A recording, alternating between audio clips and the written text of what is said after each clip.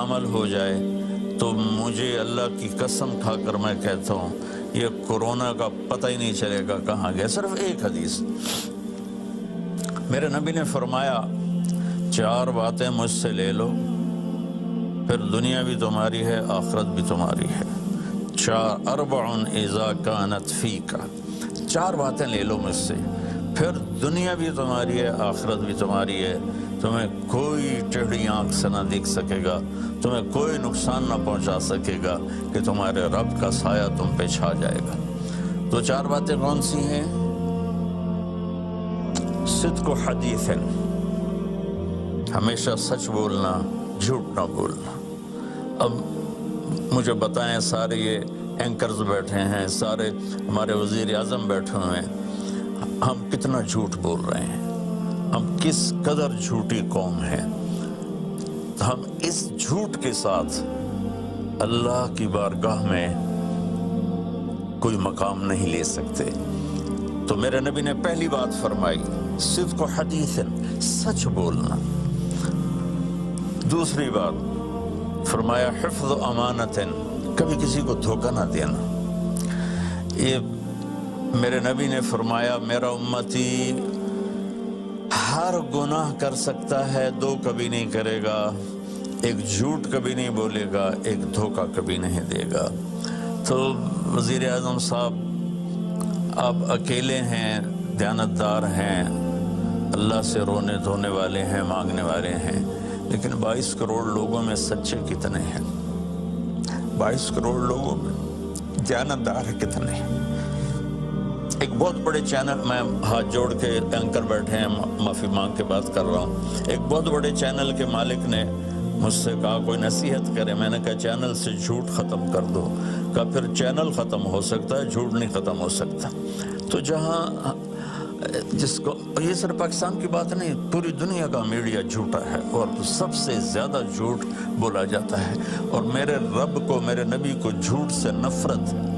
میرے نبی نے فرمایا پیاز کھا کے مسجد میں مت آؤ کہ فرشتوں کو تکلیف ہوتی ہے، بو ہوتی ہے، لیکن میرے نبی نے فرمایا جب کوئی مرد عورت جھوٹ بولتا ہے تو فرشتے اس کے منہ کی بدبو سے 3 میل دور بھاگ جاتے ہیں۔ تو جھوٹ اور خیانت کے ساتھ ہم کسی آفت کا مقابلہ نہیں کر سکتے۔ آپ نے فرمایا صدق و حدیث، حفظ و امانت، سچ بولنا چاہے جان چلی جائے، اور دھوکہ نہ دینا۔ مسلمان کسی کو دھوکہ نہیں دیتا ہے۔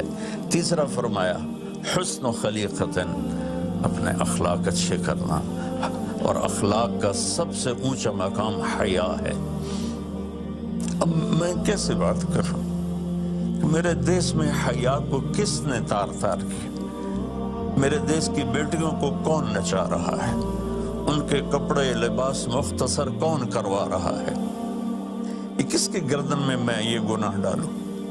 میں مجرم ہوں، میں نے اپنی قوم کو نہیں سمجھایا، میں اللہ سے معافی مانگتا ہوں۔ لیکن جب مسلمان کی بیٹی بے حیائی کی طرف چل پڑے اور نوجوان بے حیائی کی طرف چل پڑے تو اللہ کی رحمت، سب سے زیادہ عذاب قوم لوط پر آیا کہ وہ بے حیائی میں ساری باؤنڈریز کراس کر گئے تھے، تو اللہ تعالیٰ نے ان پر 5 عذاب بھیجے۔ 5، کسی قوم پہ 5 عذاب نہیں آئے، ایک ہی عذاب آتا تھا، ان پر 5 عذاب آئے۔ تو تیسری بات میرے نبی نے فرمائی ہے کہ حیا والے بنو، حیا والے بنو۔ لیکن میری نسل ہے، مجھ سے خان صاحب نے بات کی تھی پہلی دفعہ کہ میں چاہتا ہوں کہ میری یوتھ اللہ کے نبی کے ساتھ جڑے، چونکہ جو ہمارے کالج ہیں، ہماری یونیورسٹیز ہیں، ہمارے خاص طور پر جو یہ پرائیویٹ سکولز ہیں، یہ امت کو، نوجوانوں کو اللہ رسول سے کاٹ رہے ہیں۔ تو اللہ تعالیٰ یہ پہلا شخص ہے جس کے لیے میرے دل سے دعا نکلی جب اس نے کہا کہ میں نے آپ کو اس لیے بلایا ہے کہ میری قوم اپنے نبی کے ساتھ کیسے جڑ جائے۔ میں کیا بتاؤں، جب تک اس بے حیائی کو نہیں ہم روکتے، اور کوئی روک نہیں سکتا ہے، اندر سے نیت نہ ہو۔ سرنڈو ماڈل اسکول میں میں نے میٹرک کیا ہے، ہمارے ایک وارڈن، میں ہاسٹل میں رہتا تھا، وہ آ گئے، نمازی تھے، انہوں نے نماز کی سختی کر دی، ہم بے وضو جا کے کھڑے ہو کر نماز پڑھ لیتے تھے، بے وضو۔ ڈنڈا انسان کو انسان نہیں بناتا ہے جب تک انسان اپنے من میں ڈوب کر پا جا سراغ زندگی۔ تو اگر میرا نہیں بنتا نہ بن اپنا تو بن، یہ تو اپنے اندر دل دریا سمندروں ڈوبے کون دلان دیا جانے ہو، وچے بیڑے وچے جھیڑے وچے ونج مہانے ہو۔ میری قوم جھوٹ چھوڑ دے، میری قوم بددیانتی چھوڑ دے، میری قوم بے حیائی چھوڑ دے۔ وعفت فی طعمت، آخری بات میرے نبی نے کہا رزق حلال کھاؤ، رزق حلال کھاؤ، رزق حلال جو صبح سے شام تک من امسا کالن بعمل یدہ امسا مغفور لہ، جو صبح سے شام تک رزق حلال میں تھک جاتا ہے اس دن کے سارے گناہ معاف ہو جاتے ہیں۔ تو میں وزیر اعظم صاحب سے اپیل کروں گا کہ پوری قوم سے جیسے ڈونیشن مانگا ہے ایسی پوری قوم سے چلے۔ میں آپ کی طرف سے اپیل کرتا ہوں کہ کل یا آج رات رمضان کی آئے گی، ساری قوم 2 نفل پڑھے اپنے اپنے گھروں میں، اور ایک تسبیح لا الہ الا انت سبحانک انی کنت من الظالمین، جس کو یاد ہے پڑھ لے، جس کو نہیں یاد ہو استغفر اللہ کی ایک تسبیح پڑھ لے، اور پھر سب اللہ کے سامنے ہاتھ جوڑ کے معافی مانگ۔ اور اللہ تعالیٰ کہتا ہے ما من یوم الا والبحر یستاذن فی ان یغرق ابن آدم، روزانہ، یہ مسند احمد کی روایت، روزانہ سمندر کہتا ہے یا اللہ اجازت دے میں چڑھ جاؤں اور ان کو بہا دوں۔ والارض تستاذن فی ان تبتلعہ، زمین کہتی ہے اللہ مجھے اجازت دے میں ان بے حیاؤں کو نگل جاؤں، ان جھوٹوں کو، ان بدماشوں کو، اس مافیا کو میں نگل جاؤں۔ تو وَالْمَلَائِكَةُ تَسْتَأْذِنُ فِي أَن تُعَجِّلَهُ وَتُهْلِكَهُ، فرشتے اللہ سے کہتے ہیں یا اللہ تو ہمیں اجازت دے ہم ان کا صفایا کریں۔ میرا اللہ کہتا ہے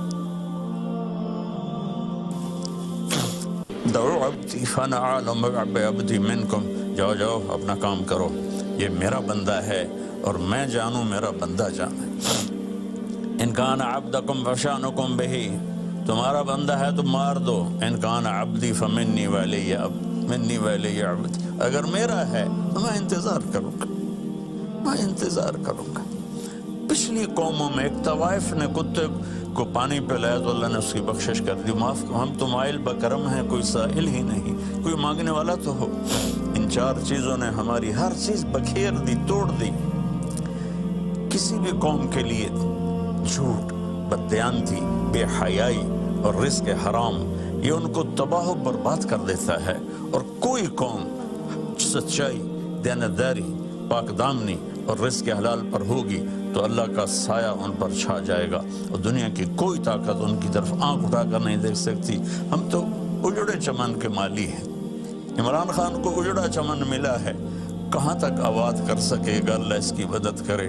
چمن کے تخت پر جس دم شہ گل کا تجمل تھا، ہزاروں بلبلیں تھی باغ میں، ایک شور تھا، غل تھا، کھلی جب آنکھ نرگس سی، نہ تھا جز خار کچھ باقی، بتاتا باغ مارو رو، یہاں غنچہ یہاں گل تھا، یہاں غنچہ یہاں گل تھا۔ ابھی عمران صاحب نے یرموک کی اور قادسیہ کی بات کی، کتنے تھے؟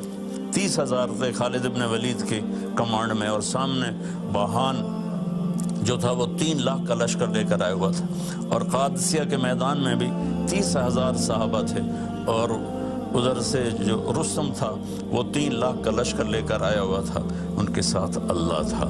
ہم اللہ کو ساتھ لیں، سارے اسباب اختیار کریں۔ مالداروں سے کہتا ہوں، میں نے اپنا کلپ الگ ریکارڈ کرایا کہ اس سال ساری زکوٰۃ ان غریبوں میں تقسیم کریں۔ اب تک تو ہر آدمی نہیں پہنچ سکے گا، اپنے اپنے علاقے میں جو مالدار لوگ ہیں وہ اپنی زکوٰۃ غریبوں میں ان میں تقسیم کریں، ان کے گھر جا کر دیں، کسی ایک کی دعا لگ گئی نا تو 7 نسلیں ہماری آباد ہو جائیں گی۔ تو بس میں معافی چاہتا ہوں، آپ نے مجھے کافی دیر بٹھایا تو میں نے بھی تھوڑا سا آپ کا ٹائم لے لیا، تو آپ درود شریف پڑھیں اور ہم اللہ کی بارگاہ میں دعا کرتے ہیں۔